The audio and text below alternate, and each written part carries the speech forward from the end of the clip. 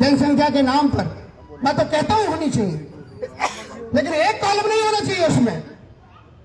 सिर्फ एक कॉलम नहीं होनी चाहिए जिसमें जाति लिखी जाए, दूसरा कॉलम भी हो जिसमें उनकी अमीरी और गरीबी की भी जिक्र हो, तीसरा कॉलम भी हो उसमें यह लिखा जाए कि कितने कौन सी जातियां टैक्स देती हैं और कौन सा हराम का व्यक्ति खैरात खाती है, उसका भी जिक्र होना चाहिए। 10% ईडब्ल्यूएस क्या मिल गया? पेट में दर्द हो गया। 10% ईडब्ल्यूएस क्या मिल गया? पेट में दर्द हो गया। अरे पेट में दर्द इसलिए नहीं है कि हमें 10% मिल गया, हमने तो उसमें ईसाई और मुसलमान तबके को भी दे दिया। हमने तो अपने उन मासूम गरीब बच्चों को जो हमारे गरीबी की रेखा से नीचे बसर करते हैं उनके लिए ईडब्ल्यूएस ले लिया। हमें आरक्षण की कोई जरूरत न थी, न आज है न कल होगी। लेकिन तुम तो शरेआम आरक्षण की भीख मांग करके अपने आप को राजा और महाराजाओं में गिनती करने की बात करते हो। दलित एक्ट की जब बात आती है, आपने हाथरस कांड किसने नहीं सुना होगा? क्या वो बच्चे बलात्कारी थे? उन निर्दोष बच्चों को साल भर उनका बर्बाद कर दिया गया, सुप्रीम कोर्ट में फैसला पलट दिया गया, संसद में कानून बना दिया गया, और हमारे लोग चुपचाप बैठे देखते रहे। बात ये नहीं है, आप जिन लोगों के लिए आज तालियां बजा रहे वही लोग वहां पर ताली बजा करके आए थे। ये उनकी कोई बहादुरी नहीं है, ये हमारे ही लोगों की कुछ गद्दारी थी जिसका परिणाम आज हमारे बच्चे दलित व्यक्ति के रूप में भोग रहे हैं।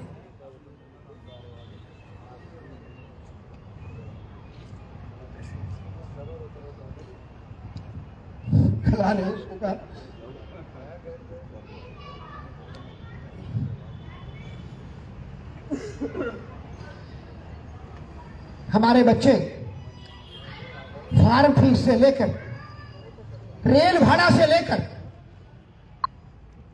नौकरियों में वजीफा और हॉस्टल फीस को तो छोड़िए, नौकरी के लिए जब जाते हैं तो फार्म फीस और उसमें भी भेदभाव होता है। उस अन्याय के खिलाफ तुम्हारी कलम और तलवार कब उठेगी? हमने एक सवर्ण आयोग की मांग करके इस देश में एक आंदोलन चला रहे हैं, क्योंकि उस मांग को उठाने के लिए कोई प्लेटफॉर्म तो चाहिए ना। बच्चे हमारे कहां जाएं, किससे कहें? एक प्लेटफॉर्म की जरूरत है जिसमें सवर्ण आयोग अगर हो तो उस पर अपनी मांग रखी जाए, फार्म फीस की बात की जाए, हॉस्टल की बात की जाए। कोचिंग संस्थाएं सरकारें खुलवा रही हैं, सरकारें कोचिंग संस्थाएं खुलवा रही हैं और उसमें जाति देख करके उनको कोचिंग दी जा रही है। तब आप लोगों की आवाज नहीं उठती है। इस देश पर 200 लाख करोड़ रुपए का कर्जा है, कोई भी आंकड़े डाल करके देख लीजिए। 200 लाख रुपए का करोड़ का कर्जा है, और हमारे देश के लोग, हमारे राजनेता खैरात बांट रहे हैं। दिल्ली में आपने देखा हो, वहां पर दिल्ली में ही मैं कोचिंग की बात कर रहा हूं, जिस कोचिंग में यह प्रावधान हुआ हमने विरोध किया, उसके बावजूद भी वहां पर जिन लोगों से गुहार की थी वो आज जेल में। मैं बात नहीं करना चाहता, लेकिन हमारी बात नहीं सुनेगी। यूपीएससी की सीमा जो आयु सीमा है वो बढ़ा दी गई। मैं कहना चाहता हूं आज उत्तर प्रदेश में गाजियाबाद की धरती से बात कर रहा हूं, और उत्तर प्रदेश में 62,000 पुलिस की भर्तियां निकल रही हैं। कितनी? 62-65,000 की पुलिस की भर्तियां अभी आने वाली हैं, कल भी घोषणा हुई है। उसमें एक वर्ग के लोग, उस पुलिस भर्ती में एक वर्ग के लोग 18 वर्ष में जवान होते हैं और 28 वर्ष तक चलते हैं, और दूसरे वर्ग के लोग 18 वर्ष में जवान होते हैं और 25 वर्ष तक चलते हैं। लेकिन विडंबना देखिए मेरे भाइयों, हमारे वर्ग का, हमारी जाति का भाई 18 वर्ष में जवान होता है और 22 वर्ष में बूढ़ा कर दिया जाता है। उस बेचारे की कोई सुनने वाला नहीं। 18 से 22 वर्ष में कितनी आयु होती है? कौन पुलिस में भर्ती?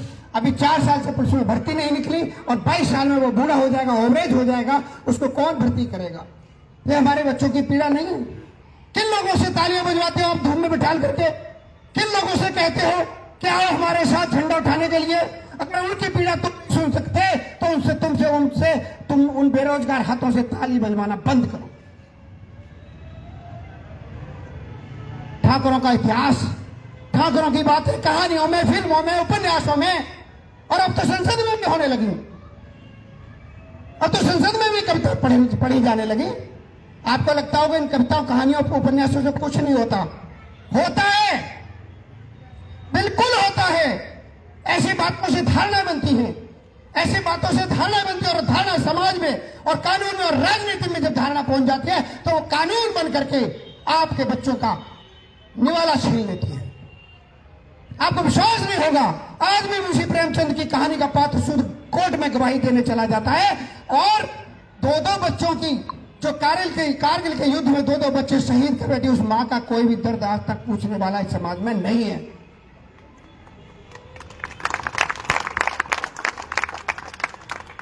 समाज के मंचों पे बातें होनी चाहिए। बहुत ज्यादा मैं समय ले रहा हूं, शायद मैं माफी चाहता हूं कुछ कठोर शब्दों के लिए। सभी मंचासीन पदाधिकारियों से मैं विनम्र प्रार्थना करता हूं, और जितने भी सदन पंडाल में क्षत्रिय सूर्य और सम्मानित वीरांगना बैठी हैं, मैं सभी को नमन करता हूं और अपनी वाणी को विराम देता हूं।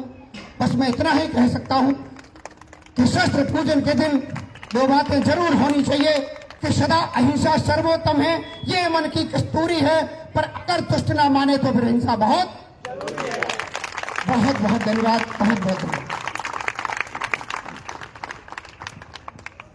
राणा जी, बहुत बहुत धन्यवाद। आपकी बातें हमारे लिए प्रेरणा स्रोत थी, और आपके लिए सिर्फ एक ही शब्द कहूंगा, राजपूत हूँ, राजपूती शान रखता हूँ। राजपूत हूँ, राजपूती शान रखता हूँ, बाहर से शांत हूँ लेकिन अंदर तूफान रखता हूँ।